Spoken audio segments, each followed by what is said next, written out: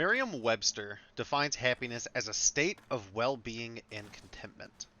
I used to think that if something was different about my life, that then I would be happy. If I had the girlfriend that I wanted or the bank account that I wanted, that would somehow bring me this feeling of happiness. See, my financial goals once upon a time basically were as follows: make enough money to live comfortably and one day not have to go to work anymore.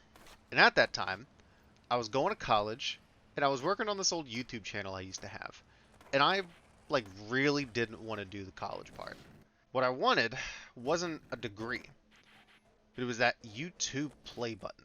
So much so that I would isolate myself and cut off everybody in the effort of trying to get it. The YouTube channel, I'd had it since I was a kid.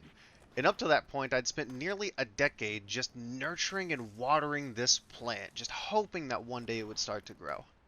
It was all I could think about. And little by little, I got some more viewers over the years. And then one day, it just went boom.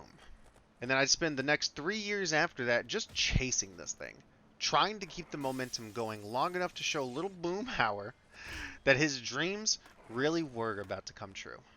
Then one day, it happened. The big 100,000.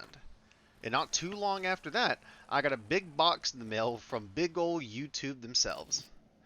Now, I went upstairs, I took the box upstairs and turned on my live stream that I had at the time, and I opened this thing.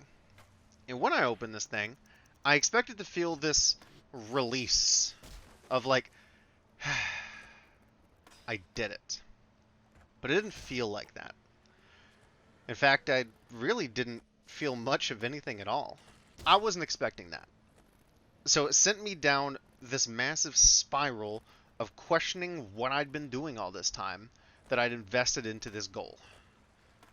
This thing that I was doing, it was supposed to make me happy, wasn't it? Well, honestly, no. And here's kind of the thing about that. You see, what I think we really want, as people, isn't exactly happiness, but rather fulfillment, a sense of purpose.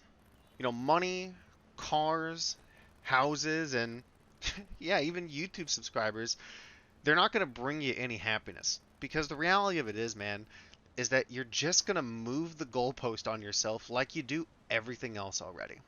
You see, life, I feel, is ultimately like a game. We're all headed to the same place.